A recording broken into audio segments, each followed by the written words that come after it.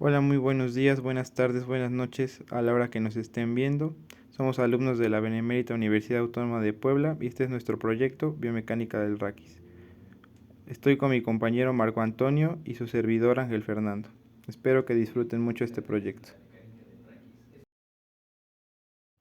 En el siguiente índice podemos observar los contenidos que vamos a abordar durante este video. Tenemos el raquis en conjunto, luego la cintura pélvica, el raquis lumbar, el raquis torácico y el raquis cervical. Como podemos observar, primero haremos un análisis profundo sobre cómo es la biomecánica del raquis en conjunto y posteriormente haremos un análisis sobre cada segmento en general e individualmente. Bueno, vamos a empezar hablando un poco sobre las generalidades del raquis en conjunto, el cual tenemos primero un eje mantenido, donde podemos observar que el raquis humano logra una combinación única de rigidez y flexibilidad gracias a su estructura. En posición simétrica se asemeja al mástil de un barco, apoyándose en la pelvis y sosteniendo la cintura escapular en los hombros. En carga unilateral, las tensiones musculares y ligamentosas de este se ajustan para mantener el equilibrio principalmente, permitiendo que el raquis siga un camino sinuoso. Esta flexibilidad activa se logra mediante la adaptación constante del tono muscular, coordinada por el sistema nervioso central. La estructura del raquis, compuesta por piezas superpuestas y elementos ligamentosos y musculares, va a permitir que se pueda deformar sin rigidez, cumpliendo roles mecánicos que en teoría tendrían que ser contradictorios. La columna vertebral o el raquis va a ser el principal pilar central del tronco, variando su posición en las porciones torácica, cervical y lumbar. En la cervical va a sostener el cráneo cerca del centro de gravedad. En la torácica, los órganos del mediastino desplazan el raquis hacia atrás. Y en la lumbar va a soportar el peso superior del tronco, donde recupera una posición central en la cavidad abdominal. Además de su función de soporte, el raquis protege el eje nervioso mediante el canal raquídeo, que alberga el bulbo raquídeo y la médula espinal. Aunque esta protección tiene su contrapartida, ya que en ciertas condiciones los ejes nerviosos y raquídeo pueden entrar en conflicto con su capa protectora. Podemos observar en las figuras que el raquis está, como lo mencionamos anteriormente, el raquis está compuesto por 4 segmentos: lumbar, torácico, cervical y sacrococcigio. El sacro se va a integrar en la cintura pélvica y el coxis, que es un residuo de la cola en otros mamíferos. Esta está formada por pequeñas vértebras coxigias. A partir de la segunda vértebra lumbar, el canal raquídeo contiene un solo filum terminal interno, sin función neurológica. Eso es lo más destacable de las generalidades del raquis. Bueno, ahora vamos a entrar en énfasis en las curvas del raquis en conjunto, en este caso también denominadas curvas raquídeas. En este caso la columna vertebral se presenta rectilínea en vista frontal o dorsal, pero puede tener curvas transversales dentro de sus límites normales. En un plano sagital muestra 4 curvaturas: la sacra, una cóncava anterior; lumbar, lordosis posterior; torácica, sifosis posterior; y cervical, lordosis posterior. Estas curvas se compensan para mantener el equilibrio, asegurando que la cabeza, la espalda y los glúteos estén alineados verticalmente. Las curvas sagitales se relacionan con curvas frontales, como ojivas o escoliosis, y se ajustan para mantener el plano masticador horizontal y la mirada natural hacia el horizonte. La importancia de estas curvas se evidencia por las distancias entre el plano vertical y el vértice de cada curva. En una posición cuadrúpeda, los 4 miembros soportan el peso, mientras que en una posición bípeda, solo el miembro inferior lo hace, trabajando en compensación, mientras que el miembro superior se suspende y se elonga. El índice raquídeo de Delmas mide la importancia de las curvas raquídeas y se calcula con la relación entre la longitud del raquis y la altura entre la meseta superior del sacro y el atlas, o sea, la primera vértebra cervical. Un raquis con curvas normales tiene un índice del 95%, mientras que un raquis con curvas acentuadas tiene un índice inferior al 94%, indicando una mayor longitud que altura. La clasificación anatómica es relevante para comprender el tipo funcional de la columna, donde curvas pronunciadas sugieren un tipo funcional dinámico, mientras que curvas poco acentuadas indican un tipo funcional estático. Ahora veamos brevemente la constitución de una vértebra. Una vértebra se compone del cuerpo vertebral y el arco posterior, organizados verticalmente en 3 columnas. La unión entre vértebras se da mediante el disco intervertebral y las apófisis articulares. Tenemos el canal raquídeo, formado por agujeros vertebrales. Este incluye partes óseas y ligamentosas. El cuerpo vertebral tiene una estructura concortical densa alrededor del tejido esponjoso. Una fractura cuneiforme en compresión axial puede representar riesgo para la médula. La vértebra se divide en dos partes funcionales. Tenemos el pilar anterior, que va a tener una función más de soporte, y el pilar posterior, que va a ser la parte dinámica del raquis. La disposición alterna de estas piezas óseas y ligamentos permite distinguir un segmento pasivo y un segmento móvil. Este último está compuesto por el disco intervertebral, ligamentos y agujero de conjunción, los cuales contribuyen a la movilidad y amortiguación de las fuerzas de compresión. Nuestra columna vertebral consta de 24 piezas móviles con numerosos elementos ligamentosos que aseguran su unión. En este caso son los elementos de la unión vertebral y vamos a dividirlo en un corte horizontal. Primero tenemos el corte horizontal con una vista lateral donde se identifican los ligamentos anexos al pilar anterior, como son el ligamento longitudinal anterior y el ligamento longitudinal posterior y el disco intervertebral. También encontramos ligamentos asociados al arco posterior como el ligamento amarillo, el ligamento interespinoso y el ligamento intertransverso y cápsulas de las articulaciones higapoficiarias. Estos ligamentos proporcionan una conexión sólida entre las vértebras, otorgando al raquis una resistencia mecánica considerable que solo podría romperse con traumatismos graves. Y por otro lado tenemos el disco intervertebral, que lo vamos a dividir en núcleo pulposo y en anillo fibroso. Ahora les voy a hablar un poco sobre la biomecánica del disco intervertebral y los elementos que la componen. En este caso son dos, el anillo fibroso y el núcleo pulposo. Vamos a hablar sobre las deformaciones mecánicas cuando se realizan los movimientos esenciales. Aquí podemos ver representado un pequeño modelo de una articulación de dos vértebras. En este caso podemos observar las dos vértebras y en medio tenemos el disco intervertebral. ¿Qué pasa si abrimos o quitamos esta vértebra? Podemos ver más a detalle la presencia del núcleo pulposo y del anillo fibroso. ¿Y cómo van a actuar en los movimientos esenciales? Bueno, tenemos los movimientos en la columna vertebral, ya sea como la flexión, la extensión, la inclinación o la rotación. En este caso, el disco intervertebral es el que va a experimentar cambios. ¿Y cómo es que va a experimentar estos cambios? Pues experimenta los cambios tanto en su forma como en la distribución de carga, porque una de sus funciones es el amortiguar la carga sobre el raquis. Por ejemplo, durante la flexión, el núcleo pulposo se desplaza hacia atrás. ¿Qué pasa? Pasa esto. El núcleo pulposo va hacia atrás y entonces en una extensión tenemos que la presión está hacia atrás y sobresale en la parte anterior. Caso contrario al de la extensión, donde el núcleo pulposo se va a desplazar hacia adelante, como en este caso podemos observar. Esta sería la representación de un movimiento de flexión. La parte anterior es donde se tensa y la parte posterior está distendido. El disco intervertebral en este caso es el que juega una función importante en la columna, ya que se adapta a diferentes posturas y actividades y por ende a diferentes cargas y diferentes fuerzas de compresión. Pero hay un elemento que es muy importante aquí. ¿Cuál es? Pues que el núcleo pulposo tiene la migración del agua y esta ocurre frecuentemente cuando hay fuerzas de compresión. En este caso, el núcleo pulposo es una estructura gelatinosa y altamente hidratada, ya que contiene una cantidad significativa de agua. Cuando la columna vertebral está sometida a fuerzas de compresión, como las que ocurren durante una carga axial, parte del agua del núcleo pulposo es expulsada. En condiciones normales, cuando la columna está en posición vertical, el peso del cuerpo y las fuerzas de compresión resultantes se distribuyen de manera uniforme a lo largo de los discos intervertebrales. No hay una presión de más y una presión de menos. Esta distribución equitativa permite que el núcleo pulposo mantenga su forma y funciones adecuadas. Sin embargo, durante la compresión, como podríamos observar aquí, en una fuerza de presión axial, aquí se estaría ocurriendo una compresión. Veamos que el disco está sufriendo la compresión. En este caso, el núcleo pulposo se desplaza hacia arriba a las áreas, circundantes, incluidas las del anillo fibroso. Este fenómeno puede contribuir a cambios en la altura del disco y afectar la capacidad de amortiguación del núcleo pulposo.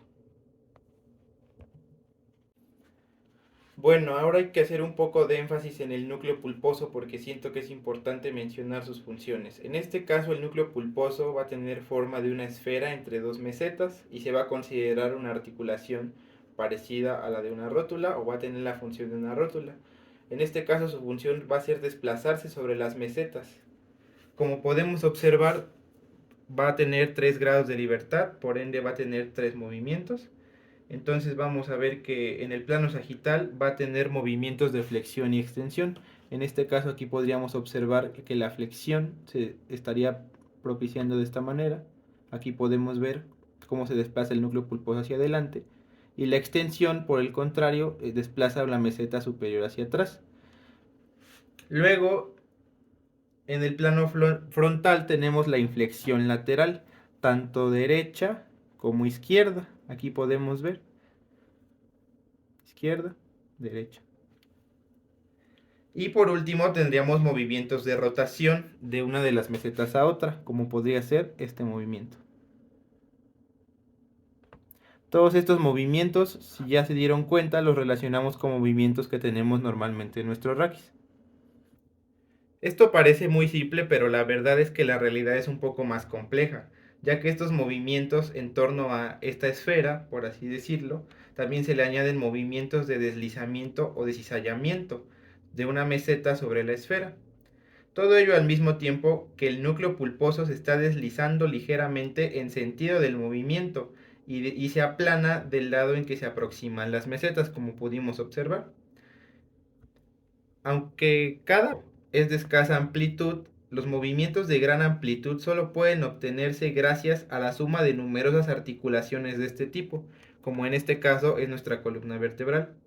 Estos movimientos complejos están condicionados tanto por la disposición de las carillas articulares posteriores como por la de los ligamentos. Recordemos que las carillas articulares de nuestras vértebras, ya sean torácicas, lumbares, cervicales o sacras, no son iguales. Es indispensable tomar este aspecto en consideración. Durante la inflexión lateral del raquis, los cuerpos vertebrales giran, desviándose hacia la convexidad de la curva. La rotación automática de los cuerpos vertebrales se explica por la compresión de los discos y la tensión de los ligamentos. La inflexión lateral aumenta la presión en el disco de la concavidad, favoreciendo la rotación. Simultáneamente, los ligamentos en tensión buscan el camino más corto hacia la línea media, contribuyendo a la rotación. Esta rotación es fisiológica, pero en algunos casos patológicos, como la escoliosis, la rotación se vuelve permanente, asociada a la incurvación del raquis. Ahora veamos las amplitudes globales de los movimientos de flexoextensión del raquis. El raquis constituye el equivalente de una articulación de 3 grados de libertad, la cual permite los movimientos de flexoextensión con una amplitud global de 250 grados, superando la movilidad de otras articulaciones corporales. En la inflexión lateral, las mediaciones precisas se realizan en radiografías de frente, utilizando una línea de referencia desde la carilla sacra hasta la meseta superior de la vértebra implicada. Las amplitudes varían de 20 grados en el raquis lumbar, 35 a 45 en el raquis cervical y la inclinación total del raquis entre el sacro y el cráneo es de aproximadamente 70 grados a cada lado. Y por último tenemos la amplitud en una rotación axial, la cual va a ser mínima en el raquis lumbar de 5 grados, la más pronunciada en el torácico de 35 grados, debido a las apófisis articulares, y amplia en la cervical de 45 a 50 grados, donde el atlas rota casi 90 grados en relación al sacro. Las amplitudes totales de la inflexión lateral del raquis constituye el equivalente a una articulación de 3 grados de libertad, permitiendo los movimientos de raquis lumbar de 20 grados, raquis torácico 20 grados, raquis cervical de 35 a 45 grados y una inclinación total del raquis entre el sacro y el cráneo de 75 a 85 grados por lado. La cintura pélvica, también denominada pelvis, forma la base del tronco, constituye el sostén del abdomen y lleva a cabo la unión de miembros inferiores y el tronco. Debido a esto, sostiene el conjunto del cuerpo humano.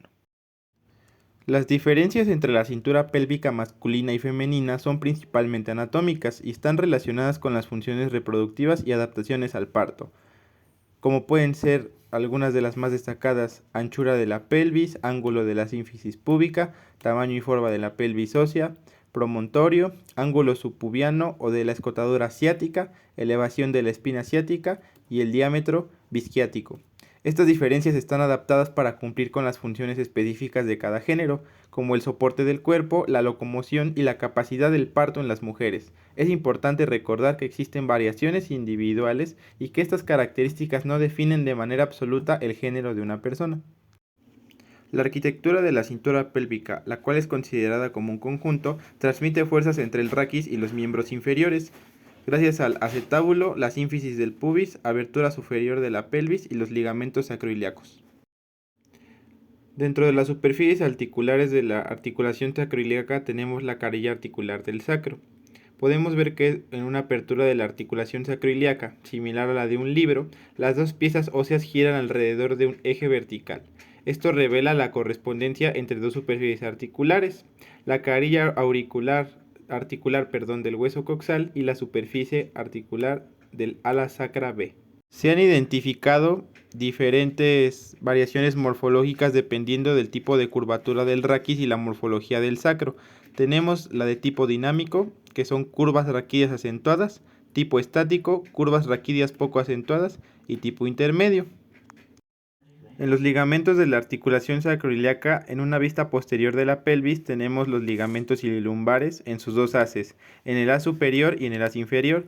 También tenemos los ligamentos iliosacros, tenemos el ligamento iliotransverso, los ligamentos iliotransversos conjugados, tenemos el plano ligamentoso superficial y tenemos los ligamentos sacrotuberoso y sacroespinal, que incluye el ligamento sacroespinal y el ligamento sacrotuberoso. En la pelvis, los ligamentos sacrotuberoso y sacroespinal atraviesan dos agujeros. En la pelvis tenemos los movimientos de nutación y contranutación. Durante la nutación, el sacro gira alrededor del eje del ligamento sacroiliaco interóseo, moviéndose hacia abajo y adelante, mientras que el vértice del sacro y el extremo del coxis se desplazan hacia atrás. En la contranutación, el sacro se endereza, desplazando el promontorio hacia arriba y atrás, y el extremo inferior del sacro y el vértice inferior del coxis hacia abajo y adelante. La sínfisis púbica y la articulación sacrocoxigia es considerada articulación tipo anfiartrosis con poca movilidad, casi nula. Durante el embarazo y el parto, la imbibición acuosa de las partes blandas permite pequeños movimientos del tamaño y separación de un pubis respecto al otro, más notable en los roedores.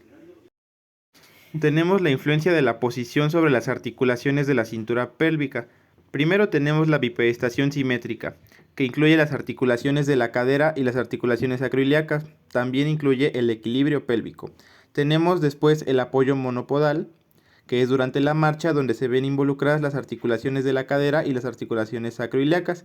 Y por último tenemos la posición de decúbito, donde participan las articulaciones sacroiliacas en flexión y las articulaciones sacroiliacas en extensión. En la pared pélvica se detallan diversos músculos, huesos y ligamentos, así como sus funciones y relaciones en la región pélvica. A continuación se presentan un resumen de los puntos clave. Tenemos los músculos flexores del muslo, los músculos elevador del ano, cierre inferior del abdomen, el perineo, los ligamentos sacrociáticos, los músculos piriforme y obturador interno y las estructuras vasculares y nerviosas. En el diafragma pelviano inferior, la descripción anatómica se centra en la capa muscular del músculo elevador del ano y su papel en la región perineal.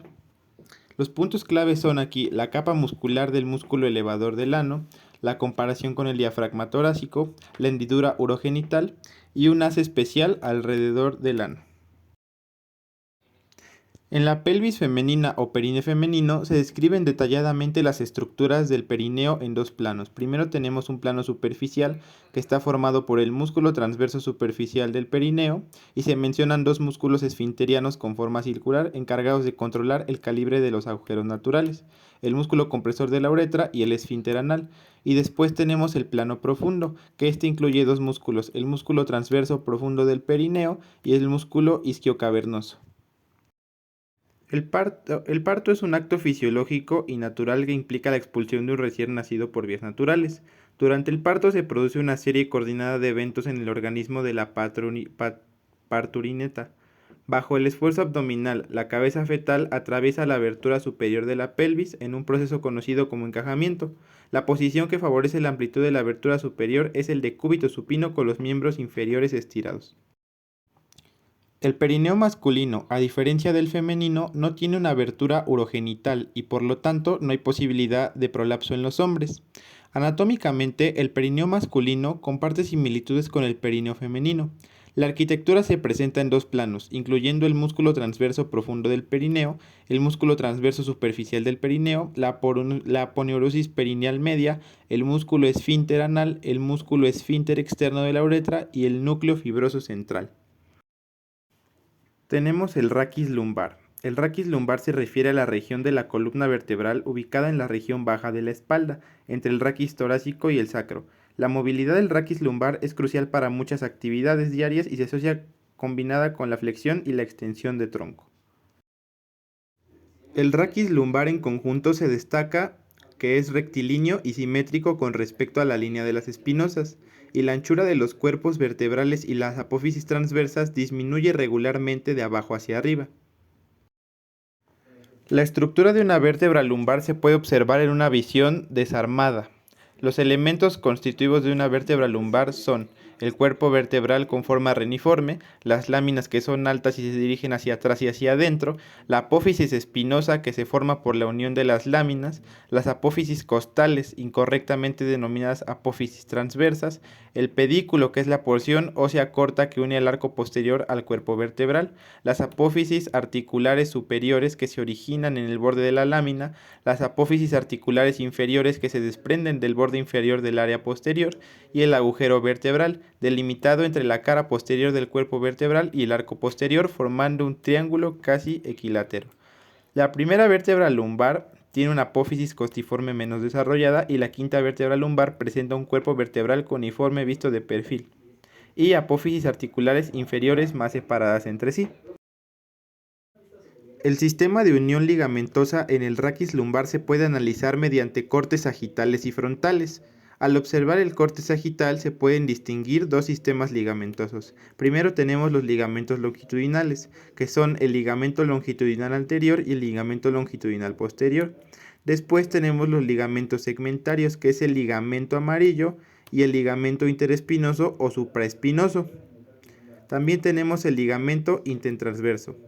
Este sistema ligamentoso garantiza una unión extremadamente sólida, no solo entre dos cuerpos vertebrales, sino para el conjunto del raquis. Su resistencia hace que sea necesario un traumatismo considerable para romperla. Durante los movimientos de flexoextensión e inflexión del raquis lumbar, diferentes estructuras anatómicas se ven afectadas, lo que resulta en cambios en la forma y posición de las vértebras y los discos intervertebrales. Primero, en el movimiento de flexión, el cuerpo vertebral de la vértebra suprayacente se inclina y se desliza hacia adelante. El disco intervertebral se adelgaza en su parte anterior y se ensancha en la posterior, adquiriendo una forma de cuña en base posterior. El núcleo pulposo se desliza hacia atrás, aumentando la presión en las fibras posteriores del anillo fibroso. Las apófisis articulares inferiores de la vértebra superior se deslizan hacia arriba y tienden a separarse de las apófisis articulares superiores de la vértebra inferior, poniendo en tensión la cápsula y los ligamentos de la articulación sigapofisiaria y otros ligamentos del arco posterior. La tensión de los ligamentos limita el movimiento de flexión.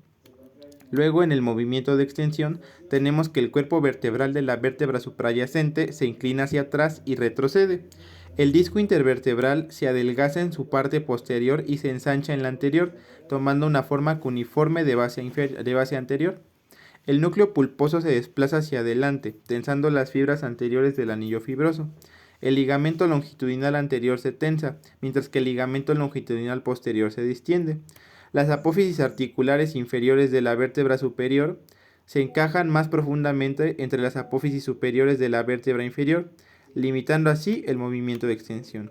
Y por último, en el movimiento de inflexión lateral, el cuerpo de la vértebra suprayacente se inclina hacia el lado de la concavidad.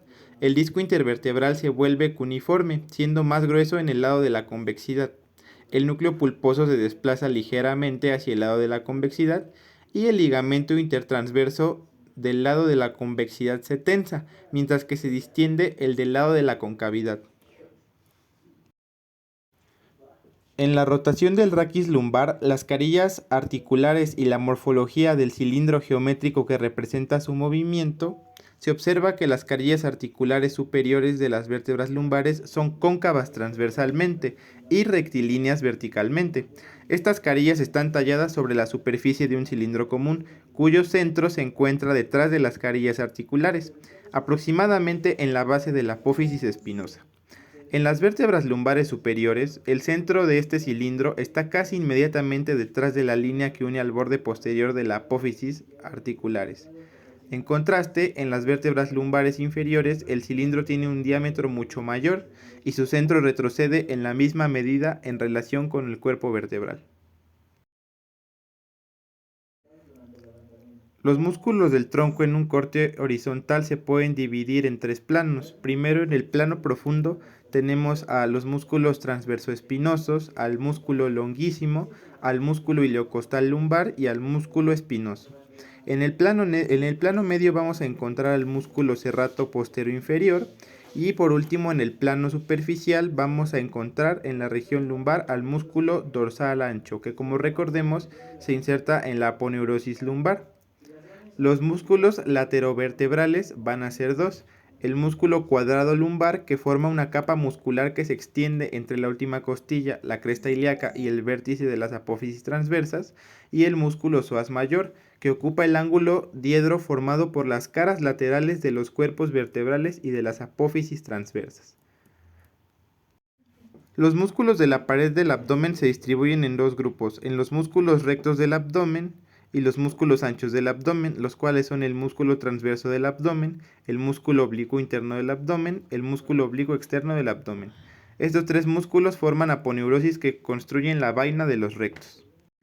Las distintas maneras en que el raquis lumbar se mantiene en bipedestación son: perfil con apoyo simétrico. Aquí ambos miembros inferiores tienen apoyo simétrico y el raquis lumbar muestra una lordosis lumbar, una curva de concavidad posterior. Luego, en una vista posterior en apoyo simétrico, esto es visto desde atrás y el raquis lumbar se presenta rectilíneo. Posición en jarra o apoyo simétrico es solo un miembro inferior, donde el raquis lumbar presenta una concavidad hacia el lado del apoyo debido a la báscula de la pelvis. Y tenemos la respuesta muscular en la flexión del tronco, que es que durante la flexión del tronco los músculos espinales son los primeros en contraerse energéticamente, seguido de los músculos glúteos y finalmente los músculos isquiotibiales y los músculos sóleos. Estos ajustes posturales y respuestas musculares destacan la adaptabilidad del raquis lumbar a diferentes posturas y cargas. Las diferentes posiciones en sedestación que afectan al raquis lumbar puede ser la posición de la mecanógrafa, la posición del cochero, la posición del apoyo isquiosacro, el decúbito supino con miembros inferiores extendidos, el decúbito supino con miembros inferiores flexionados, la posición de relajación y el decúbito lateral con un pronodecúbito. Hay que considerar algo que generalmente es que las personas tienden a cambiar de posición durante el sueño para lograr la relajación sucesiva de todos los grupos musculares y evitar escaras por isquemia en un mismo punto de apoyo durante mucho tiempo. Tenemos las amplitudes de los movimientos del raquis lumbar. Vamos a empezar con la flexoextensión. Las amplitudes de flexoextensión del raquis lumbar varían entre individuos y a lo largo de la edad. Se puede asumir ciertos promedios, aunque estas cifras son casos particulares, aunque aquí se presentan algunas consideraciones, como que en una extensión va a ir acompañada de una hiperlordosis lumbar y una amplitud aproximada de 30 grados, mientras que una flexión va a ir acompañada del enderezamiento de la lordosis lumbar y una amplitud aproximada de 40 grados. En una inclinación lateral del raquis lumbar va a ser similar a la flexoextensión. La amplitud de la inclinación lateral, también conocida como flexión lateral, varía entre individuos ya a lo largo de la edad, así que aquí se presentan algunas observaciones. En promedio, la inclinación lateral es de 20 a 30 grados a cada lado. Las amplitudes de inclinación lateral han sido estudiadas en diferentes niveles y muestran variaciones significativas con la edad. Pese a la importancia de la juventud, la inclinación lateral permanece relativamente estable alrededor de los 30 grados entre los 35 y los 64 años, luego disminuye 20 grados en la edad avanzada. Es interesante destacar que la amplitud segmentaria de la inclinación lateral es limitada en el nivel del disco L5-S1, disminuyendo rápidamente con la edad. Y en la rotación tenemos que la amplitud de la rotación del raquis lumbar y el torácico ha sido objeto de estudios recientes utilizando métodos avanzados. Se han utilizado métodos como la rotación durante la marcha, la rotación total derecha e izquierda o la comparación entre distintas posiciones. Estos estudios proporcionaron una comprensión más detallada de la rotación en el raquis lumbar y torácico, arrojando luz sobre las diferencias entre estas regiones y la influencia de la postura en la amplitud de la rotación. Una de las patologías más comunes que podemos encontrar en todo el raquis, pero sobre todo en el área lumbar, es la hernia discal. Esta ocurre bajo la presión axial. La sustancia del núcleo pulposo puede fluir en distintas direcciones. Si las fibras del anillo fibroso resisten, la hiperpresión puede llevar al hundimiento de las mesetas vertebrales, resultando en una hernia intraesponjosa.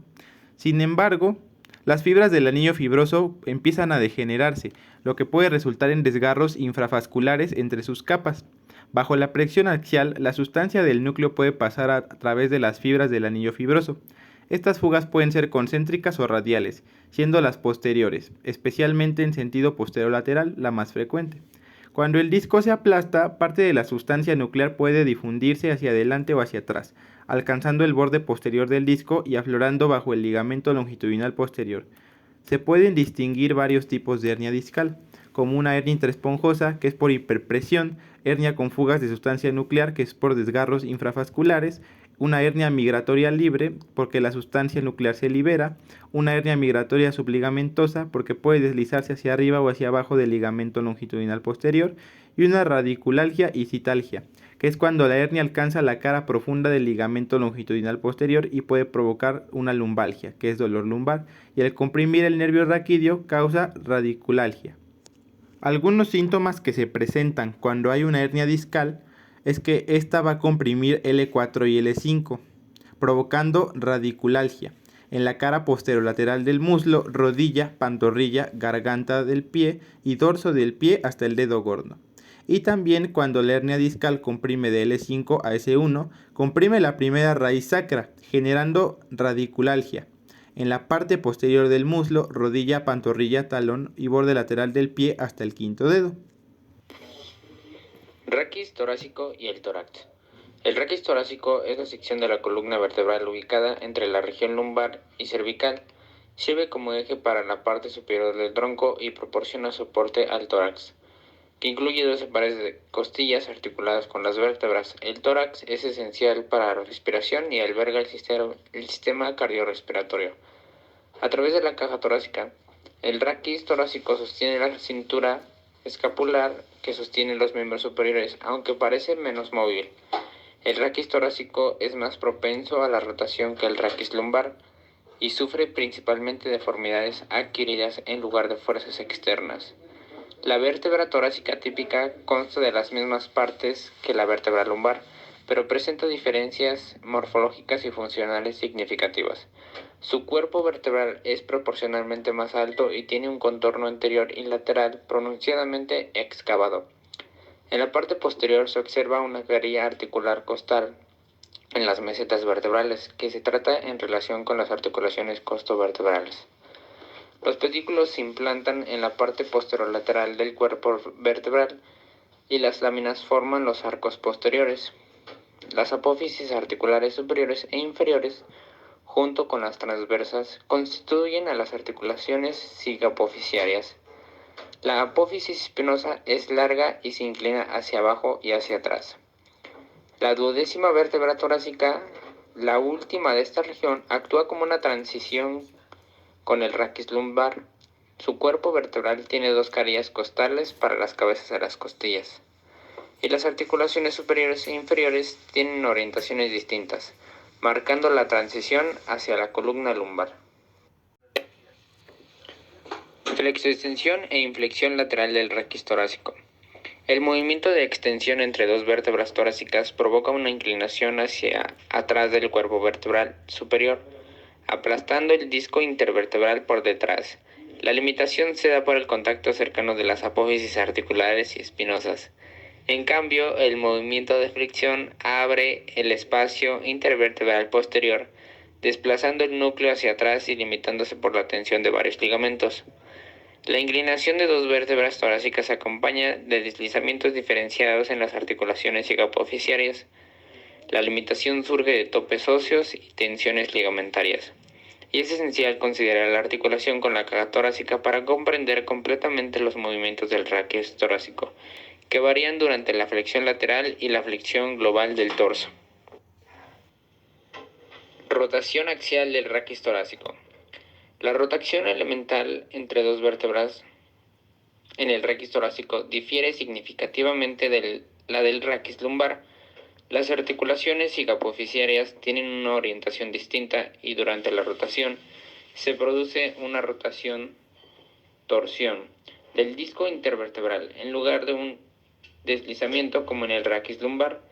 Esta torsión tiene una amplitud considerablemente mayor en el raquis torácico, al menos 3 veces más que en el raquis lumbar. La columna torácica está estrechamente unida al tórax y el deslizamiento de las costillas se ve limitado por el esternón, que se articula con todas las costillas, a través de los cartílagos.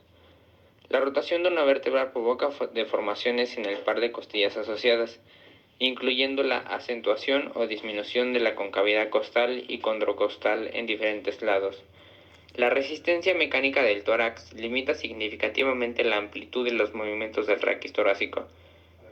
En individuos jóvenes con cartílagos costales flexibles, los movimientos son más amplios, pero con la edad y la osificación de los cartílagos, el tórax se vuelve más rígido, reduciendo proporcionalmente la amplitud de los movimientos.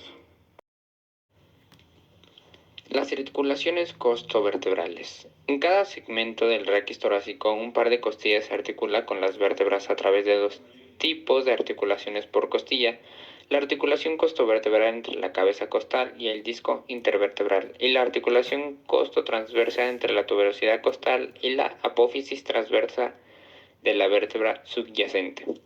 En la articulación costovertebral, las carillas costales en las vértebras forman un ángulo diedrítico que encaja con precisión en las superficies correspondientes de la cabeza costal. Un ligamento interóseo separa la articulación de 2 cavidades distintas y ligamentos adicionales refuerzan esta conexión. La articulación costotransversa también es una artrodia completada con una cápsula y reforzada por 3 ligamentos costotransversos. Estos ligamentos aseguran una conexión fuerte y resistente entre la apófisis transversa y la tuberosidad costal. Ambas articulaciones costovertebrales y costotransversas trabajan en conjunto y están mecánicamente unidas mediante potentes ligamentos. Estas conexiones son esenciales para el funcionamiento coordinado y la estabilidad del raquis torácico. Movimientos de las costillas en torno a las articulaciones costovertebrales. Las articulaciones costovertebrales y costotransversas forman un par de artrodias unidas mecánicamente, permitiendo movimiento de rotación alrededor de un eje.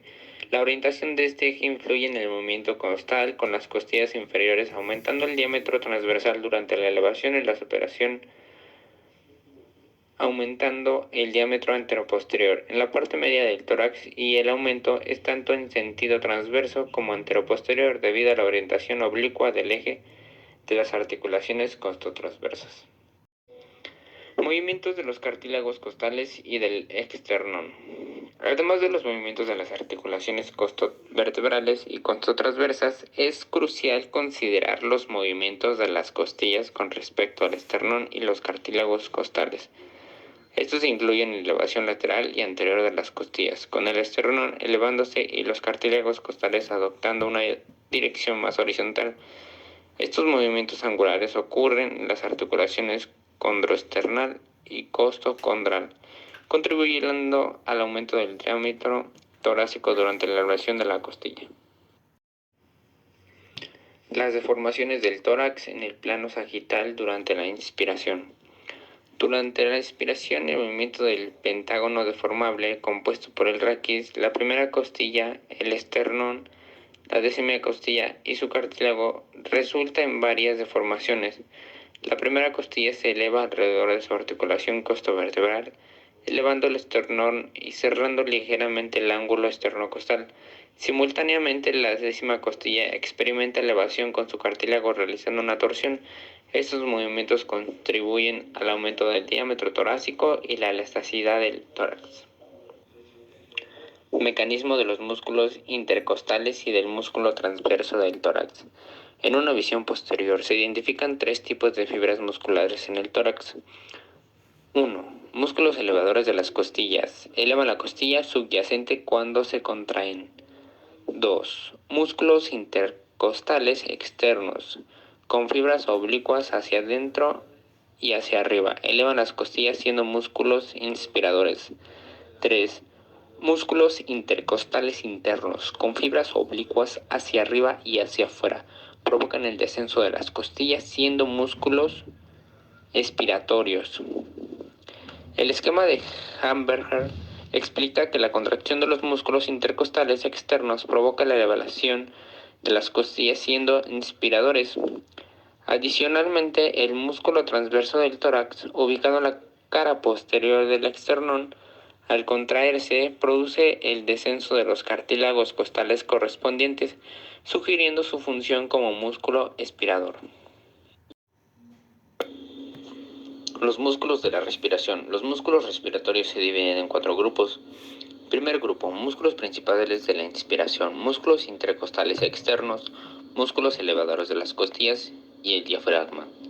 Segundo grupo, músculos accesorios de la inspiración, incluyendo músculos esternocleidomastoideos, músculos escalenos anteriores, medios y posteriores, músculo pectoral mayor y pectoral menor, músculo serrato anterior, haces inferiores y dorsal ancho, músculo serrato posterior superior, fibras superiores del músculo iliocostal torácico.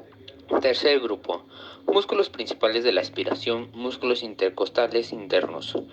Y por último, el cuarto grupo se encuentran los músculos accesorios de la respiración, mejor dicho, de la aspiración, incluyendo músculos abdominales, el recto del abdomen, oblicuo externo e interno, músculos en la región toracolumbar, porción inferior del iliocostal torácico, longísimo subserrato posterior inferior y cuadrado lumbar.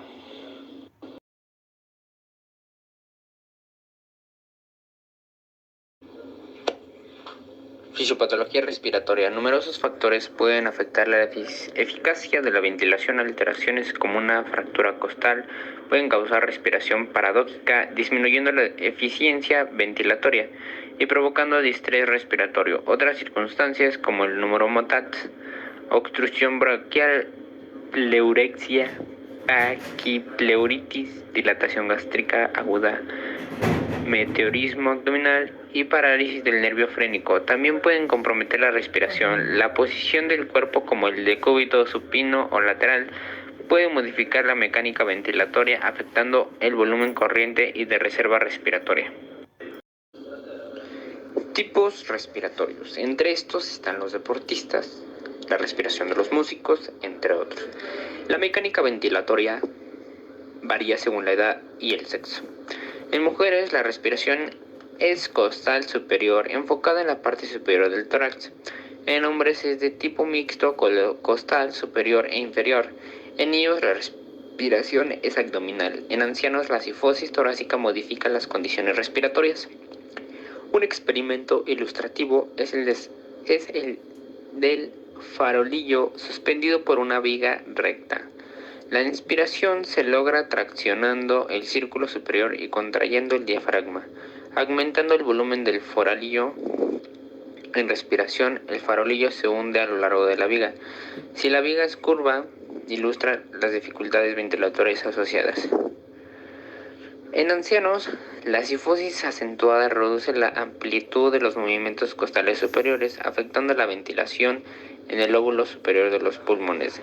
De este modo, la respiración se vuelve costal, inferior o incluso abdominal, exacerbada por la hipotonía muscular. La respiración juega un papel esencial en los profesionales como la de los deportistas, especialmente nadadores y músicos. En músicos, la capacidad respiratoria y el control del flujo de aire son cruciales, afectando la ejecución musical, ya que la respiración influye en el ritmo y la expresión. La complianza torácica. La noción de complianza está directamente relacionada con la elasticidad de los elementos anatómicos del tórax y los pulmones. Durante la respiración normal, el tórax y los pulmones alcanzan un equilibrio de presión entre el aire intraalveolar y el atmosférico. Es un esfuerzo muscular de respiración forzada. Se comprimen los elementos elásticos del tórax, creando una presión positiva intratorácica. En inspiración se genera una presión negativa intratorácica, permitiendo la entrada de aire en los pulmones. Estos fenómenos se representan en curvas de complianza, mostrando las variaciones de presión intratorácica respecto al volumen torácico. Movilidad elástica de los cartílagos costales. Se ha observado anteriormente que durante la inspiración los cartílagos costales experimentan un desplazamiento angular y una torsión alrededor de su eje longitudinal. Esta torsión desempeña un papel relevante en el mecanismo de la aspiración. Durante la inspiración, cuando el esternón se eleva, los cartílagos costales realizan una rotación y torsión alrededor de su eje longitudinal. Las articulaciones condrocostales y esternocondrales son incrustaciones en cada externo del cartílago costal, permitiendo movimientos verticales y laterales, pero no de torsión durante la expiración. Al descender la costilla en relación al esternón ascendente, los cartílagos costales se comportan como barras de torsión, almacenando y liberando energías gracias a su elasticidad. Mecanismo de la tos, maniobra de Helmich. El mecanismo de la tos consta de 3 fases. Preparatoria. El individuo realiza una expiración profunda, llevando la mayor parte del volumen de reserva respiratorio al árbol bronquial. Esta fase puede arrastrar partículas extrañas hacia los bronquios. Mecanismo 2. Puesta en tensión. Se produce el cierre de la glotis y la contracción intensa de los músculos intercostales y de los músculos expiradores accesorios, especialmente los abdominales. Durante esta fase la presión intratorácica aumenta considerablemente. Número 3. Expulsión. La glotis se abre bruscamente, liberando una corriente de aire bronquial violenta que arrastra partículas extrañas y paquetes moco hacia la faringe, donde son expertos fuera de la orofaringe. Los músculos de la laringe y la protección de las vías aéreas durante la deglución. El aparato laríngeo realiza 3 funciones esenciales. Número 1. Cierre de la glotis. Se produce durante los esfuerzos abdominales y la tos para evitar la entrada de sustancias no deseadas en las vías respiratorias. Número 2. Protección durante la deglución.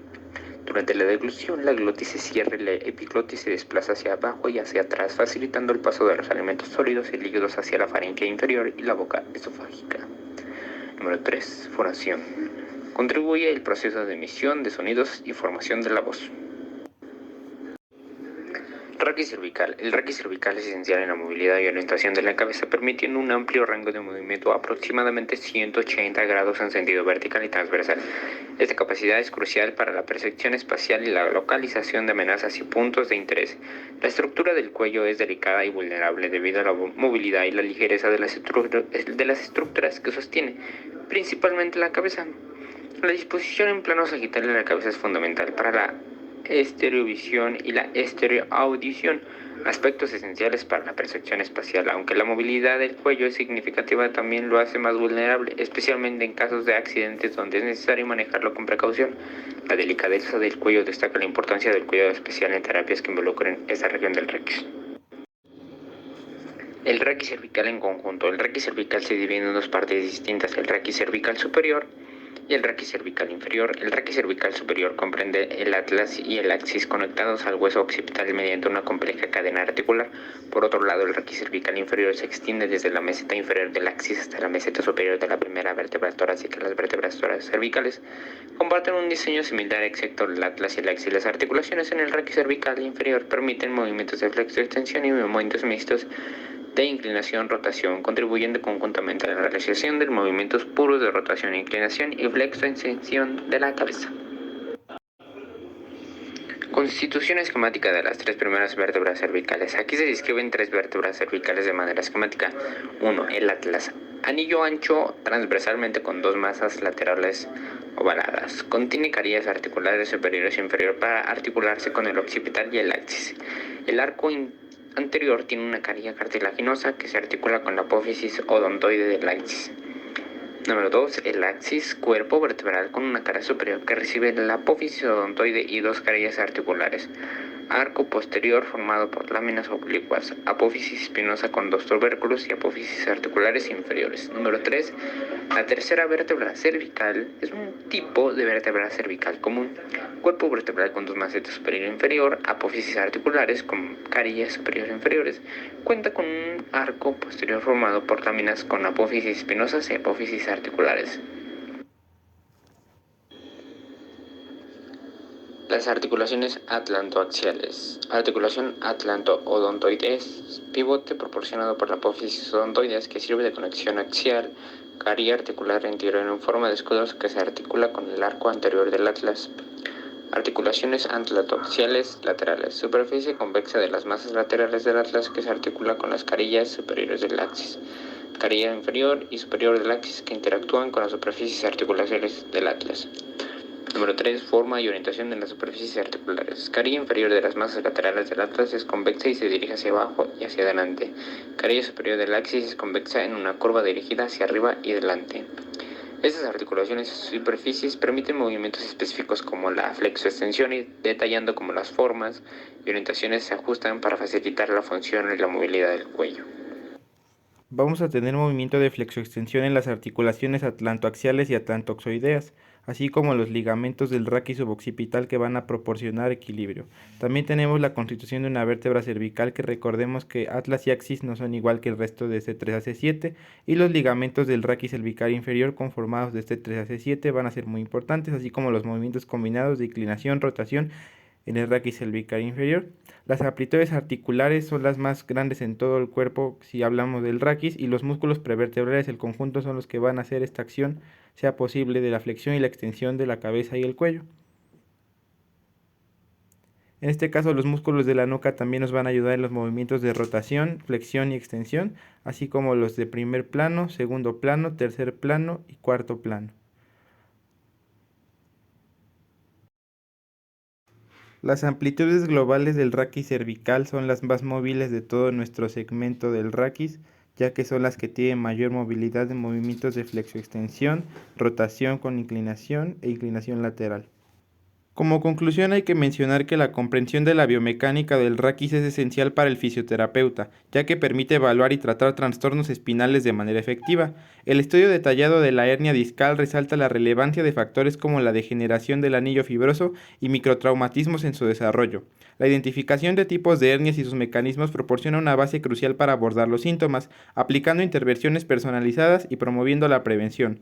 La evaluación del raquis en diferentes posturas amplía esta comprensión, permitiendo al fisioterapeuta identificar patrones biomecánicos específicos y adaptar el tratamiento a las necesidades individuales de cada paciente. Esto ha sido todo, muchas gracias por su atención y aquí está la referencia bibliográfica.